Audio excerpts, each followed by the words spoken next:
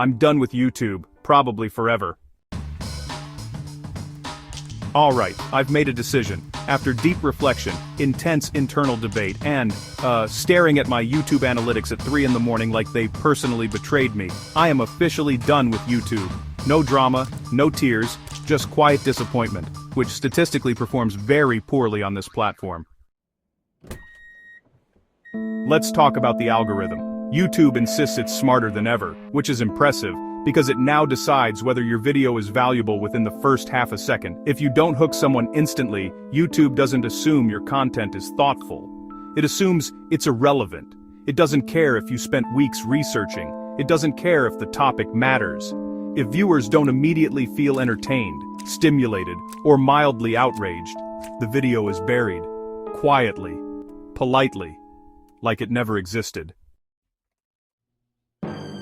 I used to believe people had short attention spans. I was wrong.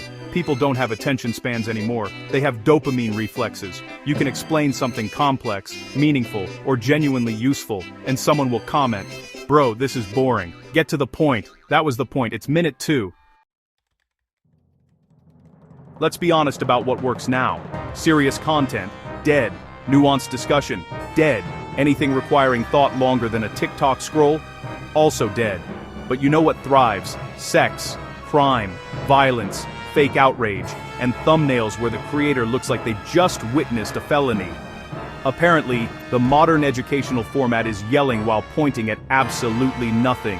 If you're not shocked, angry, aroused, or confused, YouTube politely recommends a prank from 2017 instead. At this point, creating content feels like teaching a class full of kindergarten kids. You're standing there explaining something important, and someone else bursts into the room throwing candy and screaming. Of course the kids follow the screaming guy, and YouTube looks at you and says, "Have you tried screaming?" This is how creators burn out, not because they hate creating, but because the rules keep changing. You stop asking, "What value am I adding?" and start asking, "How loud do I need to be?" That's not creativity, that's survival. And, since we're announcing things I'm supposedly done with, I might as well say it, I'm also done with Filipinas, and done with the Philippines. Relax, breathe. This is a joke. A dark one. A dry one. The kind of joke you only make when you've been around long enough to stop pretending everything is magical. The country is beautiful, the beaches are amazing, the weather is aggressively humid. The issue isn't the place, it's the attention economy. Everything feels flaky, plans evaporate, replies disappear, not because something went wrong, but because something more interesting happened.